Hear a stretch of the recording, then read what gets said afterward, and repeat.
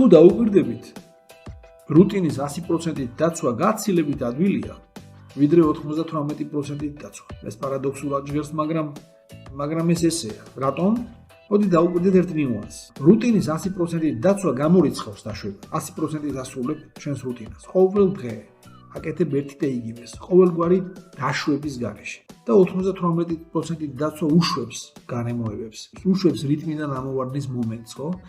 და მე ისევ რიტმში ჩაჯდომისთვის ცალკე ძალეწმების ძიება ხდება საჭირო. მოკლედ, მეტი მენეჯმენტი და დამატებითი ძალეწმობა სჭირდება 98%-ით რუტინის დაცვას და შენარჩუნებას. და ეს ასევე ძლევამოსილი იდეაა გონებაში სატარებლად. ამიტომ კარგი ნათქვამია და უკვე მგონი მესამეჯერ ვამბობ ამას, ხო?